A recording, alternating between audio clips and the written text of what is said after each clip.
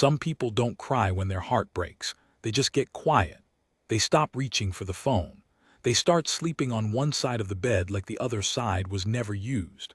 This is a story about a woman like that, a woman who had stopped believing love was meant for her, and about the stubborn, weather-worn man who watched her all winter and never once said the thing he wanted to say. I was there for most of it. I saw more than I should have. And I'm still not sure I understand all of what I saw. But I'll tell it the way it happened, and you can decide for yourself whether some hearts are too tired to open again, or whether they're just waiting for the right kind of quiet. I keep a logbook, have done for 30 years. Not a fancy thing, just a spiral notebook that lives on the shelf above the stove, next to the coffee tin, its cover soft as cloth from all the handling. Every night I write down what the weather did and what the animals did, and whether the truck started on the first try or the third. My wife used to laugh at me for it. Said a man who writes down that it snowed is a man who's afraid he'll forget his own life. Maybe she was right. She's been gone 4 years now and I still write it down. Cold, clear, coffee at 5, fed the horses, quiet. That's how most of my entries went, up until the second week of November, when I wrote this instead. Woman moved into the Aldous place, came up alone, drove past twice looking for the turn, didn't wave. I remember because I underlined didn't wave. Up here people wave. It's not manners exactly. It's more like a head count. When you live where the nearest hospital is 90 minutes down a road that ices over from October to April, you learn to notice who's around and who isn't. A wave says I see you, and if your barn catches fire at 2 in the morning, I'll come. To not wave is to say something else. She said something else. The Aldous place had sat empty for a year and a half. Good bones, bad roof. Old Marge Aldous had died in the front room in her sleep, which up here we consider a fine way to go, and her kids had wanted nothing to do with a house that took 2 hours to reach and a fortune to heat. So it sat. The gutters filled with pine needles. A window in the back cracked from cold and nobody fixed it. I'd go by sometimes on the way to check my fence line and think somebody ought to buy that before it goes to ruin. And then I'd think, who in their right mind would want it? Turns out her name was Eleanor. I didn't learn that for a while. For the first few weeks she was just the woman at the Aldous place, a shape I saw through the trees, carrying boxes in from a rental truck by herself. No help, no husband, no anybody. She'd carry a box, stop, put a hand on her lower back the way people do when their body is telling them they're not as young as their pride, and then pick up the next one. I watched from my truck one afternoon, idling on the road, wondering if I should offer a hand. I didn't. She hadn't waved. I figured a person who doesn't wave doesn't want a stranger's hands on her boxes. My wife would have walked right up there with a casserole and had the woman's whole life story inside of an hour. Ruth had that gift. People opened to her like she was warm bread. I'm not built that way. I'm built to watch and to wait, and to write it down in a notebook nobody reads. So I watched and I waited. The first real conversation we had, if you can call it that, happened over a dead battery. It was maybe 3 weeks in. A cold snap had come through, the kind that makes the trees crack like rifle shots in the night, and I was heading down to town when I saw her rental car nose out at the end of the Aldous Drive, hood up, and her standing over the engine in a coat too thin for the mountain, breath coming out in fast little clouds. I pulled over, rolled down the window. "Battery," I said. She looked at me the way you'd look at a bear that had wandered into your kitchen, not scared exactly, but calculating exits. "I think so," she said. "It just clicks." "That's a battery. Cold got it." I put the truck in park and reached behind the seat for my jumper cables, and I watched her whole body go tight, like she was bracing to have to fight me off, or maybe bracing to have to say thank you and adding that too. I clipped the cables on without asking. Some things you don't ask about. A dead battery in December isn't a philosophical matter. While the engine drank the charge, I stood there in that awful cold and did the thing I do, which is nothing. I don't feel silence. Ruth used to say I could sit through a hurricane without commenting on the wind.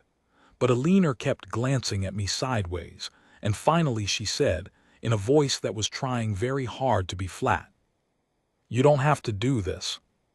"No, I don't. I mean, I can call someone." "Who?"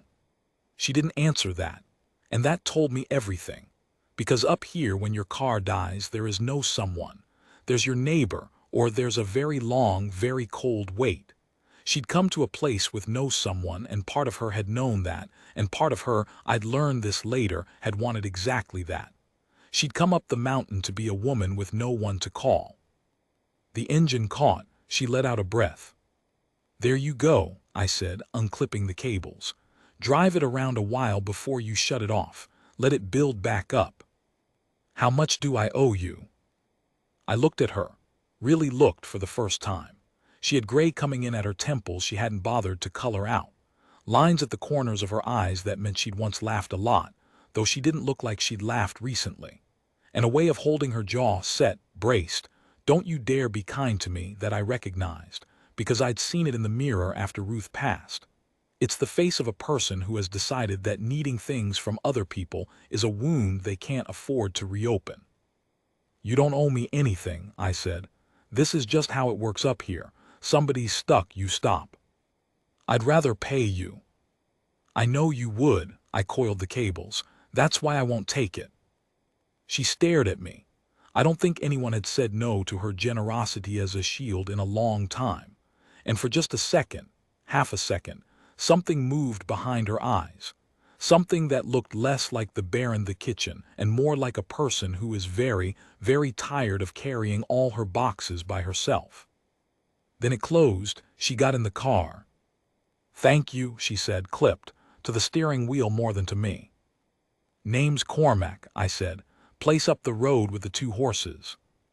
She hesitated, and then, like it cost her something, "Eleanor." She drove off before I could say another word.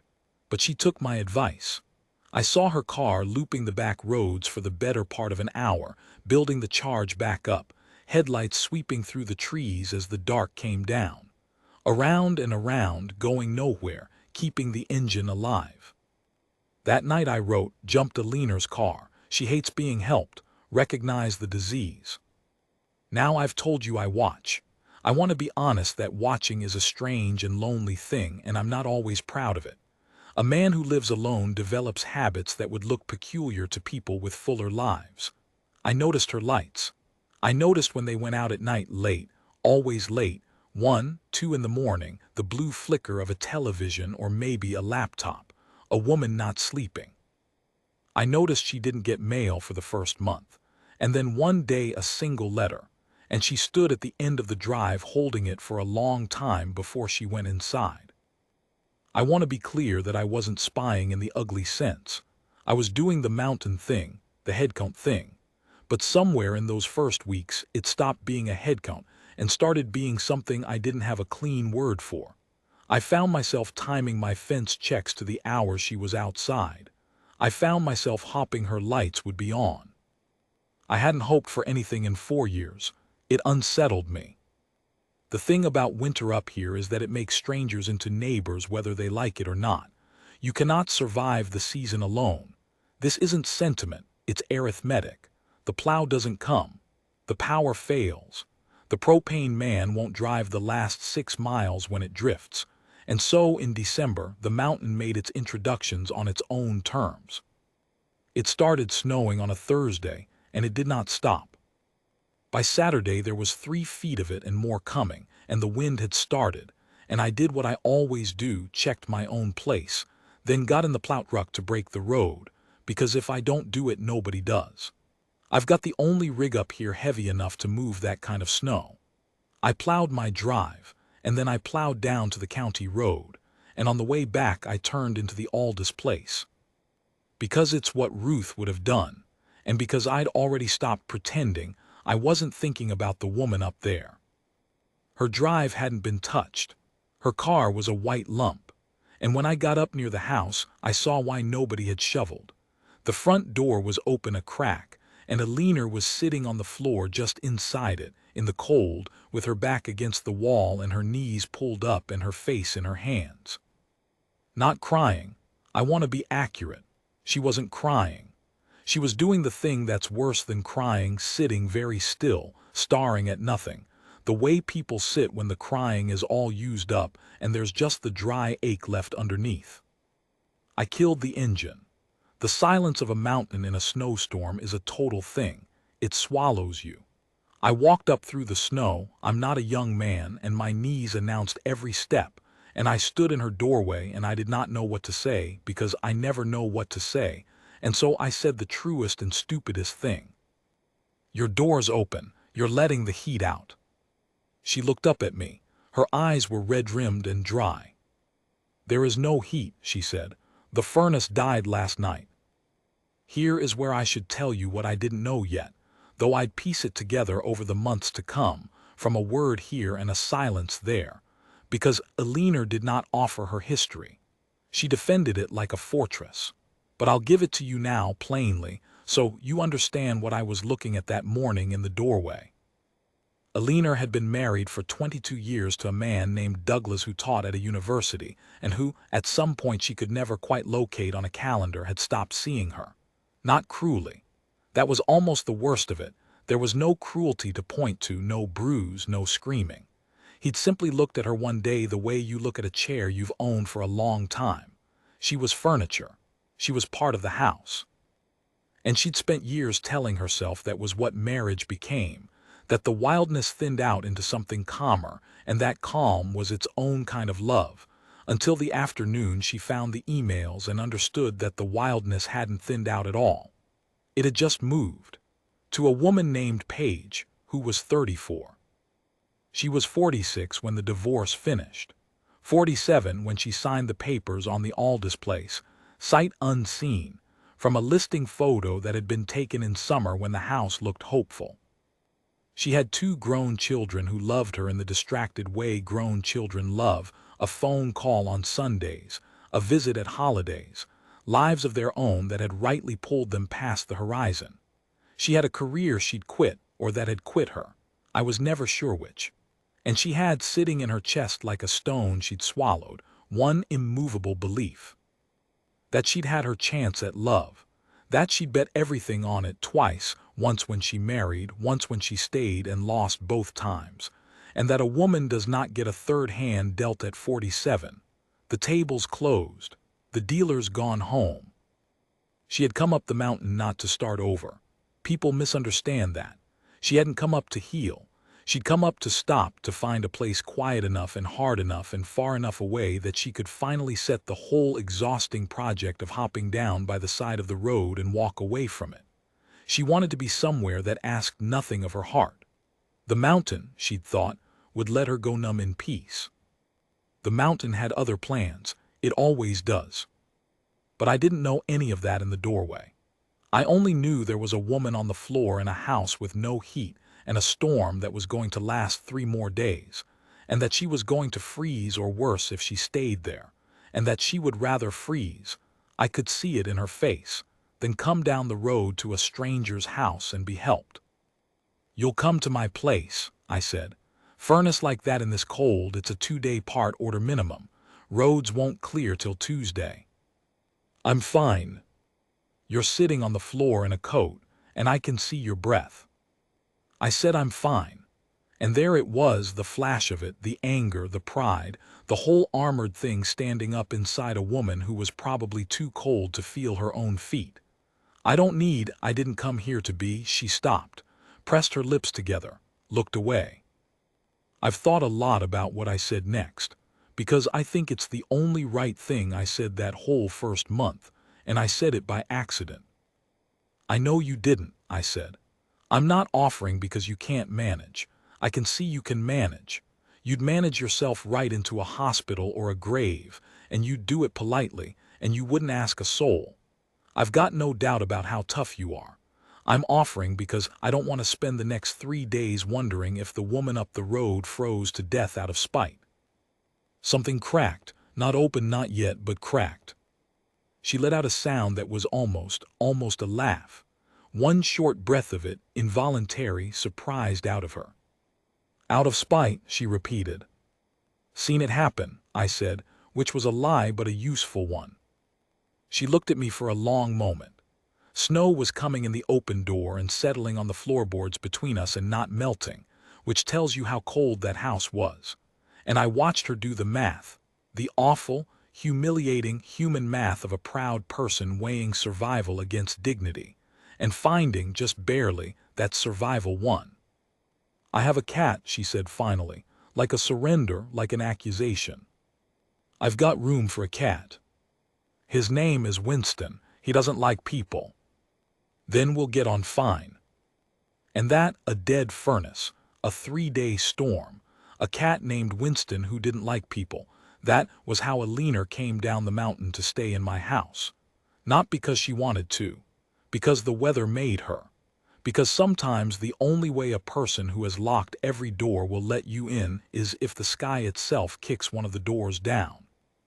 I want to end this first part honestly, because I've made myself sound kinder and calmer than I was. The truth is my hands shook a little, loading her boxes and her miserable cat into the truck. The truth is I hadn't had another person under my roof since Ruth, and the thought of it, a woman moving through my kitchen, her coat on Ruth's hook, her voice in rooms that had gone silent for 4 years, frightened me more than the storm did. I told myself it was just the neighborly thing, just the mountain thing, just the head count. I wrote in my logbook that night, with Eleanor asleep in the spare room and Winston glaring at me from the top of the refrigerator, storms the worst in years. Brought Eleanor down, furnace dead. She fought me the whole way. And then, underneath, in smaller writing, like I was ashamed of it, like I didn't want even the notebook to know. Whole house smells like her coffee. Forgot what that was like. A house that smells like somebody. I sat with that a long while. The wind screamed outside. Winston knocked a spoon off the counter just to watch me flinch. And somewhere down the hall, for the first time in a long time, my house had 2 people breathing in it. I didn't know yet that she'd stopped believing in love. She hadn't told me. She wouldn't for months.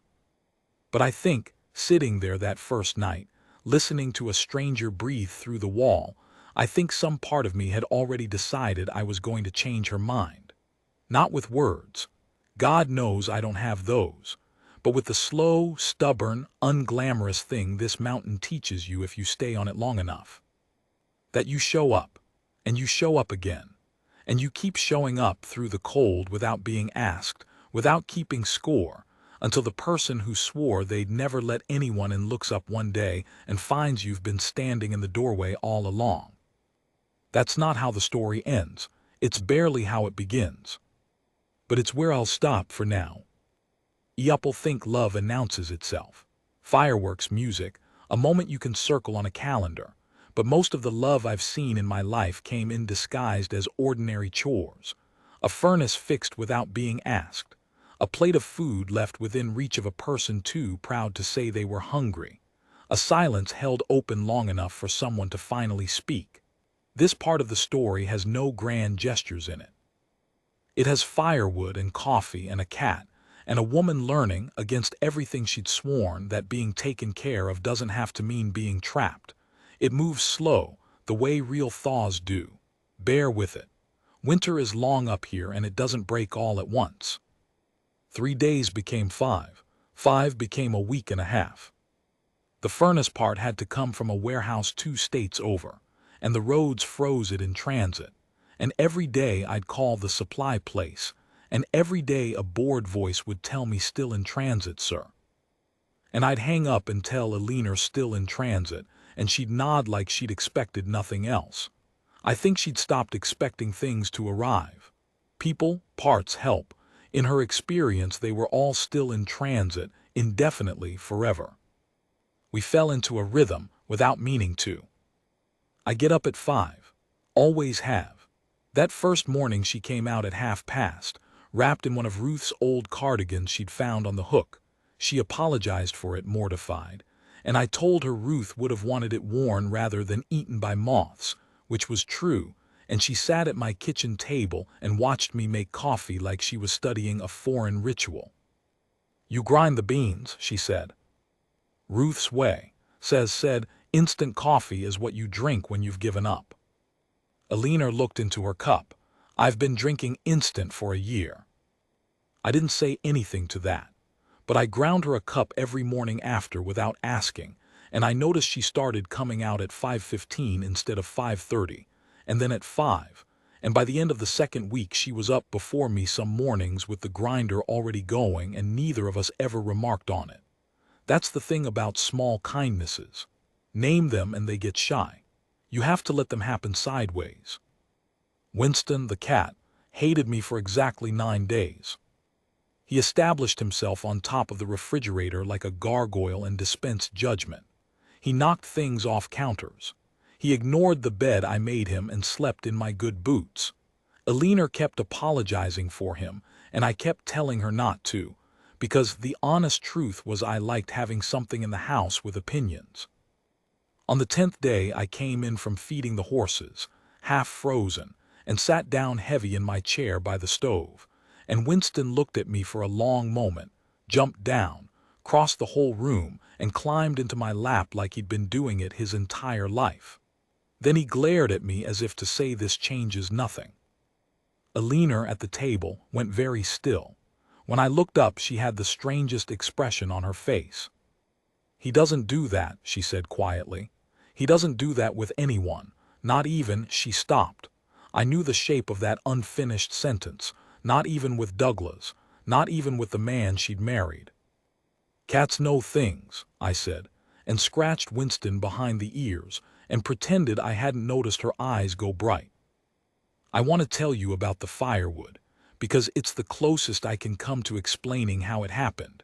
How a woman who'd sworn off letting anyone matter to her let me start to matter, without either of us saying a word about it. My woodpile is a serious thing. I heat with wood mostly. The furnace is backup. And splitting and stacking wood is the kind of work that eats a winter. You're always a little behind, always feeding them all. Eleanor started coming out to help around the 3rd week, uninvited, in Ruth's cardigan and her thin city gloves, and she was no good at it at first. She swung the maul like she was mad at the wood, which she probably was, and the log would spin off sideways, and she'd curse in a way that told me she'd been raised not to curse.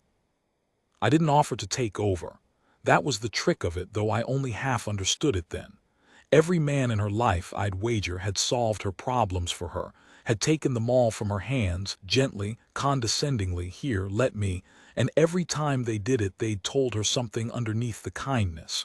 You can't. You're not enough. Let a man handle it. So I didn't take the maul. I just said, you're fighting it. Wood wants to come apart. Find the crack that's already there and put the blade where the wood's already deciding to split. She looked at me. Then she looked at the log, and she found the little checking crack at the top, the place where the round was already drying and splitting on its own, and she set the blade there and she swung, and the log fell open clean into 2 halves. She stared at it. Then she looked up at me with an expression I hadn't seen on her, open, astonished, 10 years younger, and she said, "It just opened." "They mostly will," I said, "if you find where they're already ready." I was talking about wood. I want to be clear, I was talking about wood. But I saw her hear something else in it, and I didn't correct her, because I've come to believe the mountain says truer things than I ever could, and I'm only its translator. After that she split wood most days. She got good. Her hands got rough and she stopped apologizing for it. And the woodpile that had been running behind me for 4 years crept ahead for the first time since Ruth died, and one evening I stood looking at it, all stacked and squared and ready, more wood than I'd had in years, and I understood that a house runs better with 2 people in it, and that I'd forgotten a thing I used to know. The furnace part came on a Tuesday. I fixed it in an afternoon, bled the lines, swapped the igniter, and the old thing roared back to life, and Eleanor's house was warm again, and there was no reason on earth for her to stay in mine. We both knew it. Neither of us mentioned it for 2 days. Finally she did, Over the evening coffee, she'd started making the way Ruth used to, ground fresh, too strong. "The furnace works," she said to her cup. "It does. I should go home." "You should," I agreed, and I meant it, and I hated it, and I hoped to God my face didn't show either thing. She nodded, packed her boxes, loaded her miserable cat, who yowled the whole way as if he too objected to the arrangement. I drove her up the road to her own cold house that would take a day to warm, and I carried her boxes in. She didn't fight me on it anymore, and I noted that, filed it away. And then there was that terrible moment in the doorway where two people who have spent 2 weeks in easy silence suddenly don't know how to be around each other. "Thank you," she said. "For all of it, I don't know how to." "Don't," I said. "That's not how it works up here. You'd have done the same." She smiled, small and sad. "No, I wouldn't have. I'd have driven past. I'd have told myself it wasn't my business." "Then you're learning the place." I left. I drove home to a house that had two people breathing in it for 11 days and now had one again, and I sat in my chair, and Winston wasn't in my lap, and the coffee grinder was quiet, and I picked up my logbook and I didn't write anything at all. Just held the pen. Some nights the weather's not the thing worth recording. Here's what I learned about Eleanor over the deep months of that winter. In pieces. The way you learn anything true, sideways and slowly, and mostly by accident. She'd been a landscape architect, designed parks and campuses and the kind of green spaces that make a city bearable. She'd loved it, and she'd given it up in the last years of the marriage because Douglas's career took them where her work couldn't follow, and because, she said this once, flatly, splitting wood, not looking at me, "It's easier to disappear if you take away the parts of yourself that people can see." She'd stopped believing in love. She told me this on the coldest night of the year, and I'll come to that not in a single dramatic moment but in a slow leak like a tire going flat over years, until one day she looked down and found the whole thing sitting on the rim. By the time she signed the divorce she wasn't heartbroken, she said. That was what scared her. She'd expected heartbreak and instead felt relief, and then felt nothing, and the nothing was worse, because heartbreak at least meant you'd loved. The nothing meant the loving had died long before the marriage did, and she hadn't even noticed the funeral. "I don't trust it anymore," she told me. "The feeling, whatever it is that makes you think someone's going to stay. I felt it once and I was wrong, and I don't have another 22 years to be wrong again." I didn't argue. I've learned you can't argue a person out of a wound. You can only outlast it. We saw each other most days. It was easy to arrange without arranging it. She needed the plow, I needed nothing but found reasons. She'd come down for eggs from my hens and stay 3 hours. I'd go up to look at her sagging porch and stay for supper. We were careful. We were both careful in the way of people who have been burned and have decided the stove is the enemy rather than the fire. I want to describe one evening, because it's the one I go back to. It was February. A clear night, brutally cold, the kind of cold that has a sound to it, a high, thin ring in your ears. The northern lights came out, they do, up here, once or twice a winter if you're lucky, green and shifting like something breathing behind the sky. I called her, told her to come out and look. She drove down, and we stood in my yard in all our layers with our breath freezing on our scarves, and we watched the whole sky move. And she started to cry. Not the dry, used-up sitting on the floor kind from November. Real crying, the kind that shakes loose. I didn't touch her. I wanted to, and I didn't. I just stood there in the cold and let her. "Douglas never once looked at the sky," she said when she could talk. 22 years. I'd say look and he'd say at what, and I stopped saying look. Do you understand? I trained myself out of looking up because there was no one to look with, and it hurt less to just keep my eyes down. She wiped her face with a frozen glove. "I forgot the sky did this. I've been under it my whole life and I forgot." "It does it whether anybody looks or not," I said, "but it's better with two."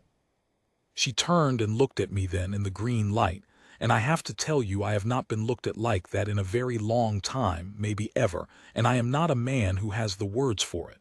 So I did the only thing I know how to do. I stood there. I held the silence open, and I let her decide what to do with it. She stepped closer, just closer.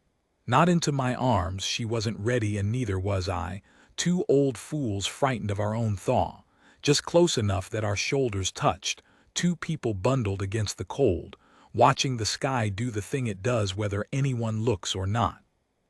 I stopped believing in this, she said quietly, and I knew she didn't mean the lights. I decided I'd had my share and there wasn't any more coming. I made peace with it. I was Cormac. I was almost comfortable not believing in it. It's safer. You can't lose what you've already decided you don't get. I know, I said, because I did. Because I'd made the same peace after Ruth, the same comfortable arithmetic of a heart that's decided the table's closed. So don't, she said, and her voice cracked on it. Don't make me start hopping again. I can't afford it. Do you understand? I don't have another disappointment in me. I'm at the bottom of it. Please don't make me climb back up just to fall. And there it was, the heaviest thing she'd ever handed me, the real fear under all the pride. Not that I'd hurt her, but that I'd make her hope, and that hope itself was the danger, because hope is the thing that gives disappointment its teeth. I stood there in the killing cold, and I understood I was being asked to make a promise I wasn't sure I could keep, because I couldn't promise not to hurt her. Nobody can promise that. Life hurts you or it ends. Those are the options. What I could promise was smaller and harder and truer. I'm not going to make you hope, I said. That's not mine to do, but I'll tell you what I can do. I can show up every day or near enough. I can keep showing up whether you hope or not. And if the day comes you feel like hopping, I'll be standing right here. And if it never comes, I'll still be standing right here. That's all I've got, Eleanor. I'm not a man of grand promises, but I'm a man who shows up. Ask the horses. Ask the woodpile. I show up. She didn't answer. She just leaned her head against my shoulder, careful, testing, ready to pull back. And I stood as still as I've ever stood in my life, the way you stand when a wild thing has come close and one wrong move sends it back to the trees. The lights burned green above us. Winston watched from the window, unimpressed. And I thought, this is the whole thing right here, not the wanting, the staying still enough to be trusted. I'd love to tell you that was the turning point, that she thawed clean through that night and we lived happy. But hearts that have frozen as deep as hers don't thaw in one night under pretty lights, and mine wasn't much better. What that night was a crack, like the checking crack at the top of a log, the place where the wood is already, quietly, secretly deciding to come apart, if only someone finds it and sets the blade there gently. We went inside. I made coffee, ground fresh, too strong. We didn't talk about what she'd said. Winston sat in my lap and glared. And when she left late, she paused at the door, and instead of thank you, she said something new. Same time tomorrow. 3 words, nothing words, but she'd never once in all those months been the one to ask for the next day. She'd let the next day happen. She'd never reached for it. Same time tomorrow, I said. I wrote in my logbook that night, and for once it wasn't about the weather, though God knows the weather was worth writing about. I wrote, lights came out. She cried, asked me not to make her hope, told her I'd just show up. She asked for tomorrow, first time she's asked for anything. And under it, smaller, careful now, old man, careful. This is the part where you could still ruin it. I didn't know how right I was. Because the thing about thaws is that they're not the end of winter. They're the most dangerous part of it. The ice that's been solid all season starts to move, and the ground that's held firm turns to mud, and the river that's been safe to cross becomes the thing that carries you off. What was coming that spring, the thing that nearly ended it before it began, the choice she'd have to make, and the one I'd have to make, and the way we both nearly got it wrong, that was still ahead of us, hidden in the snowmelt, waiting. But that's the next part. For now, let me leave you here in February in the green light, with 2 frightened old people standing shoulder to shoulder in the cold. Not in love yet, not quite, but no longer either of them entirely alone. She asked for tomorrow. After everything, she asked for tomorrow. I've told you the cold part and the slow part. Now comes the part I almost didn't survive telling, because it's the part where I nearly lost everything through my own stubbornness, and where she nearly lost it through hers, and where the mountain itself reached up and tried to settle the matter for both of us. If you've ever loved someone late in life, after you'd counted yourself out, after you'd made your peace with the empty side of the bed, you'll know that the danger isn't in the not loving. The danger's in the moment you finally admit you do, and it terrifies you so badly that you nearly run. This is that part. This is where somebody had to choose, and where the river decided it wasn't going to wait for us to make up our minds. Spring comes to the mountain like a fight, nothing gentle about it. The snow that fell so quiet all winter turns vicious going out. It melts from underneath, rots into the rivers, swells the creeks past their banks, and every year the ground gives up a road or a bridge or a hillside to prove it can. We call it breakup. It's an honest name. Everything breaks up. The ice, the river, the frozen ground. And that year very nearly us. By March, Eleanor and I had built something. I won't call it more than it was. We hadn't said the word. We'd hardly touched beyond that shoulder to shoulder in the green light, and a hand held once across a table and let go fast, like we'd both touched the stove. But she came down most mornings for coffee. She'd taken to leaving Winston at my place half the week because he'd decided my boots were his, and it seemed cruel to separate a cat from his boots. Her porch was fixed. We'd done it together over 3 weekends, and she'd learned to set a joist. And she was proud of it in a way that had nothing to do with me and everything to do with her, which was exactly right. She was coming back to life. I could see it and she could see it, and it scared the hell out of both of us. Because here's what nobody tells you about watching someone thaw. The closer they come to fully alive, the closer they come to being able to be hurt again. A numb heart can't be broken. Eleanor had spent a year making herself safe by making herself numb, and now, morning by morning, cup by cup, I was undoing the only protection she had, and some nights I lay awake wondering if I had the right. If I was doing her a kindness or just handing a woman back the exact knife that had cut her. She wondered it too, I know, because she ran. It happened in April. Stupid the way it started, it always is. She'd stayed late, later than usual, the two of us talking past dark, and there'd been a moment. A real one. She'd been describing a park she'd designed years ago, her whole face lit with it, her hands moving the way they only moved when she forgot to be careful, and I'd said, without thinking, without any craft at all, "You should be doing that again. The world's worse off without your parks in it." And she'd stopped, and looked at me, and I'd looked back, and the air in the kitchen changed the way it does, and I think we both knew that if either of us moved an inch, the whole careful winter would tip over into something neither of us could take back. I moved the inch.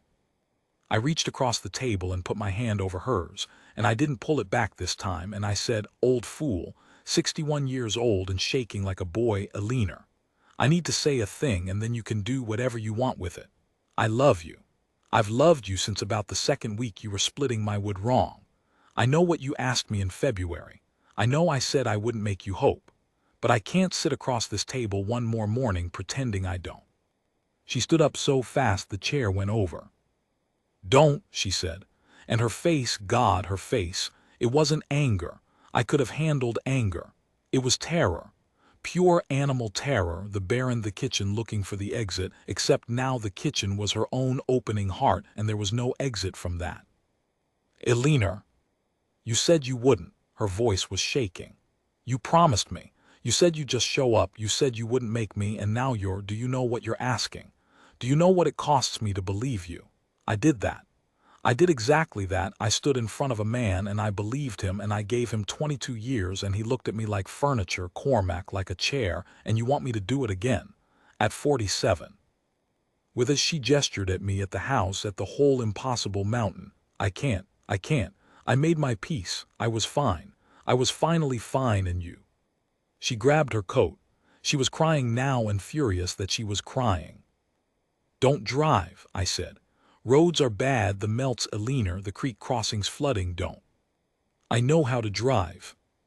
"The Miller crossing's under water. I saw it this afternoon, the culverts.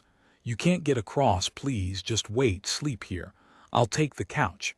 I'll never say another word about it, just don't get on that road in the dark when it's—" The door slammed. Her car started, and she drove off up the mountain in the black April night, toward a river crossing I knew was flooding, because I'd finally told her I loved her and it had frightened her worse than drowning. I want to tell you I did the calm thing. I didn't. I stood in my kitchen for a full minute with my heart going like a hammer, telling myself she'd turn back when she saw the water. She was sensible. She'd turn back. And then I thought about the set of her jaw, the stubbornness that had carried her boxes alone in November and split wood till her hands bled rather than let anyone help, the pride that would rather freeze than knock on a door. And I understood, cold all through, that stubbornness like that doesn't turn back from a flooded crossing. Stubbornness like that guns the engine and tries to make it, because turning back would mean coming back here to me, to the thing she was running from, and she'd rather take the river. I grabbed the truck keys. I grabbed the winch controls and the tow strap and a headlamp and every rope I owned, and Winston yowled at me from the counter like he understood, and I went out into the night faster than a man my age has any business moving. The Miller Crossing is 2 miles up. It's a low spot where the road dips to meet a creek that's a trickle in August and a monster in April.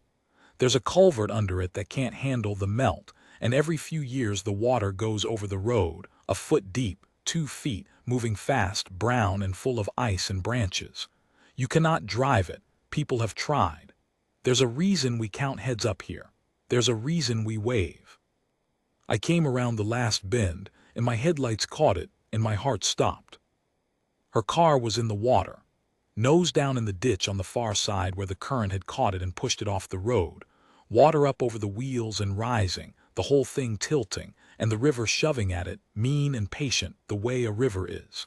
And Eleanor, I could see her through the back window, climbing into the back seat, away from the water coming in the front, her face white in my headlights.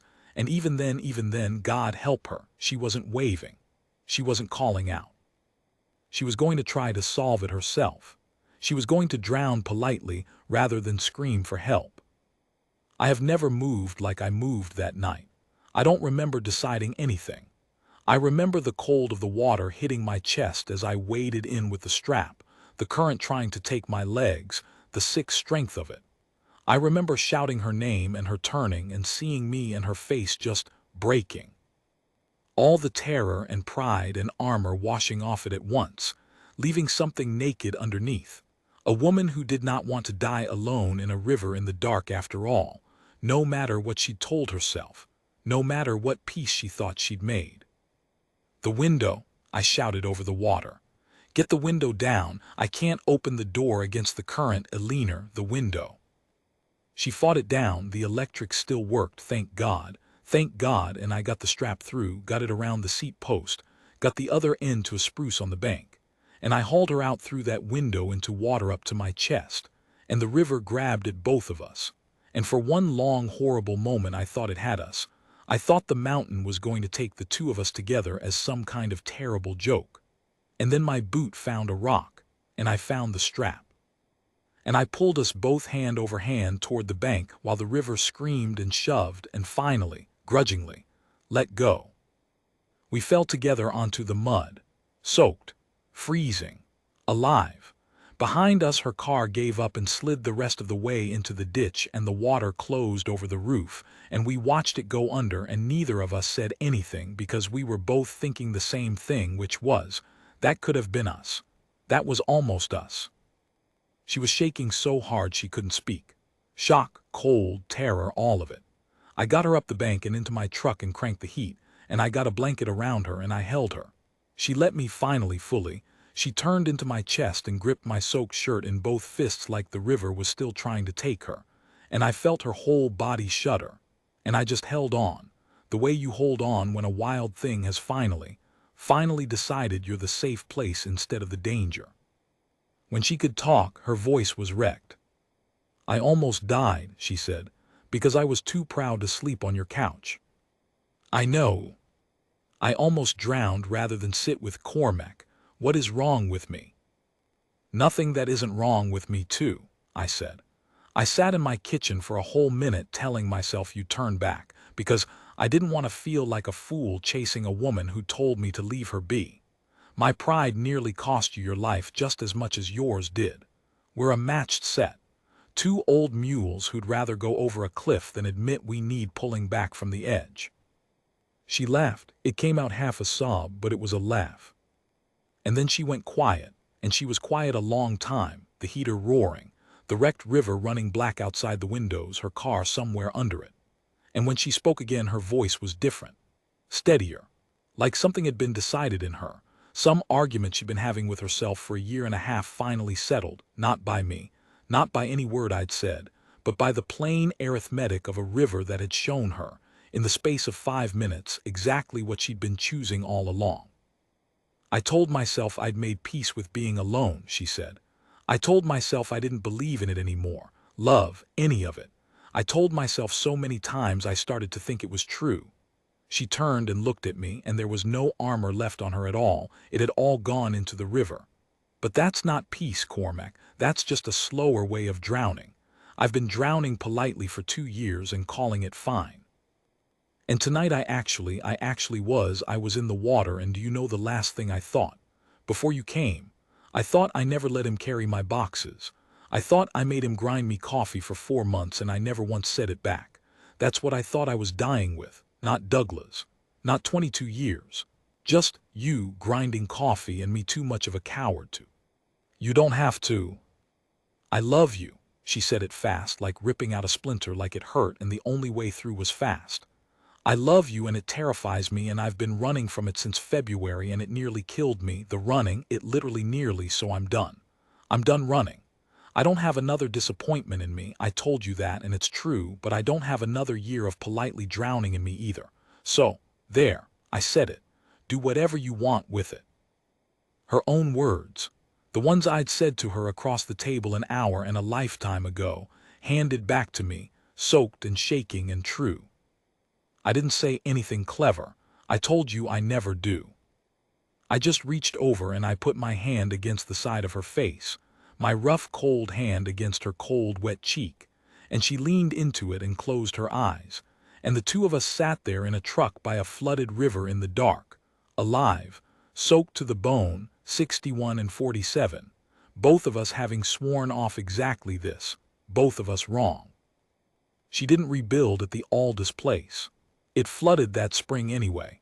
The same melt, the same river, took the back half of the foundation, and it wasn't worth saving.